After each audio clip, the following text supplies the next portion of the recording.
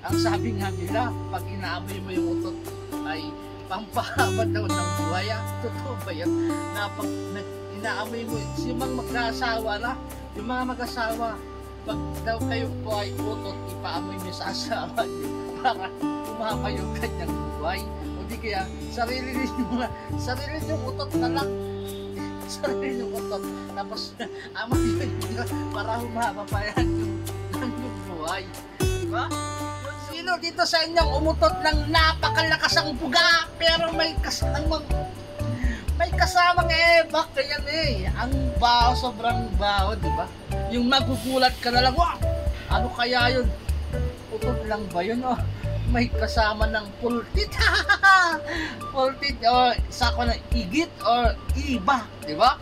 Yung may kasamang lusaw na ibak, yung malakas yung utot, boom! Ganun, nagugulat ka. Tapos maya-maya, nararamdaman mo, delikado na to. Bakit basa? Bakit may basa? Ayan yung ating pagkukwentuhan dahil meron isang viral na isang driver. Ininto daw niya yung SUV niya. Papunta daw sa Quezon City. Ayan, dito niya dahil may babaho, sabi ng driver. Sino umutot? Sabi niya, siguraduhin niya na utot lang yan at walang kasamang ebak, sabi ng driver. Kasi kung hindi ay magbubugbugan tayo, sabi ng driver. Ayan, naghamon si mamang driver. Pero pagdating daw doon sa Quezon City, yung linalangaw ay yung driver kasi nga basa yung upuan ng driver. Kaya itong driver na to ay malakas ang self-defense. Nagtuturo pa siya naghahamon pa siya ng pasaheros niya kung sino daw yung umutot ng malakas na mabaho na may kasamang lusaw na ebak. Siya lang naman pala itong si mamang driver, diba? So sa mga nanonood, pasintabi sa mga nanonood nila kasi nga ay itong ating upload ay tungkol sa utot, sa umutot nung napapalakas yung buga, ay lahat naman siguro tayo ay naka-experience ng ganun, yung abang naglalakad ka tapos brrr, ganun ay ang lakas, hindi kaya ay kumakain ka ay bigla na lang parang akala mo ay normal lang na utot na utot yun ay pero hindi na pala siya normal. Pag tayo mo, naku, naramdaman mo ay basa na yung yung puwet mo, di ba? Ganon. Kaya yung utot ay minsan kapag alam nyo na meron na kayong experience na ganon, if nasa labas kayo ng bahay ay kontrolin nyo kontrolin nyo yung dahan-dahan ng ilabas kasi tabi sa kanan ilabas para sa ganun ay sigurado yun na ligtas sa kahihiyan. Kasi kung meron talagang kasama yan na ibak, lusaw na ibak ay siyempre mabaho yan nakakahiya. Mapapawi ka ng maaga. Buti sana kung meron ng mga tricycle, di ba? Kasi taxi. Pero yung sa taxi, close door yun makukuha yun, maamoy ng driver.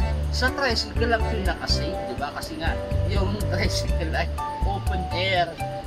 Yun. Pero maganda ang utot Ang sabi nga nila, pag inaamoy mo yung utot ay pampahaba daw ng buhay. Totoo ba yan? Na pag inaamoy mo, yung mga mag-asawa, pag daw kayo po ay utot, ipaamoy nyo sa asawa nyo para umaba yung kanyang buhay. O di kaya, sarili yung utot na lang. Sarili yung utot. Tapos, amoy nyo para humaba pa yan yung buhay. Diba? Yun yung, pero guys, seriously may malaking benefits yung pag-utot. Napakalaki yung benefits niya. Kasi yung gas na toxic, di ba, na linalabas niya. Especially sa mga bagong operasyon sa hospital, di ba? Sino naka-experience dito pag yung doktor, kunwari bagong opera yung pasyente, tinatanong niya kung umutot ka na ba, di ba? Umutot ka na ba?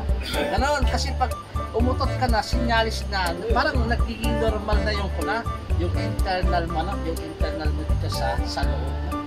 Kaya ayun, yan yung benefits ng utot. Kaya umutot na kayo ng umutot. Huwag kayong mahihiya sa abroad na sa Amerika. Umutot sila, ay normal lang. Dito lang sa Pilipinas, pag umutot dito sa Pilipinas, napakalaking parang kahihiyan ba, di ba? Parang kahihiyan pag umutot ang isang Pilipino, lalo na kung yung hindi walang tunog, kasi yung walang tunog yun yung babaho.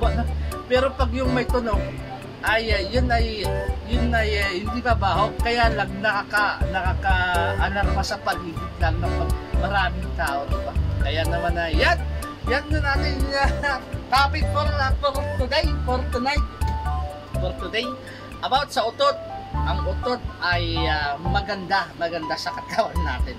Maganda ay at saka nakakapagpahaba ng buhay, ano, sa mga magpay.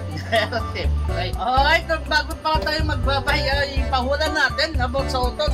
Sa umutot na driver. Ayan. Para naman na meron tayong kasiyahan dyan sa baba. With letter M-A. Ayan, with letter M-A Tagalog about sa utot. Ang tamang sagot ay pag may umutot, stop. Okay, stop muna. Stop. Pag may umutot, ang tamang sagot ay kunwari, lalo na sa mga maraming tao ay magtinginan. Yan po ang tamang sagot. Magtinginan. Lalo na pag yung utot ay medyo malakas, ayan, tingin-tingin. Kunwari ay hindi ka guilty, pero ikaw yung guilty, ano? Tingin ka. tingin. Diba, ganun yung mga experience nyo, no? Magtinginan, lalo na sa eskwelahan o di kaya sa bahay. Wag kang aamin kasi nga, ikaw yung guilty kapag ikaw ahiya, kapag ikaw yung nagsalita, dapat ay tahimik ka lang para hindi ka mabuko na umutot ka. Ayan na, maraming salamat. Bye-bye na. Thank you. Bye-bye.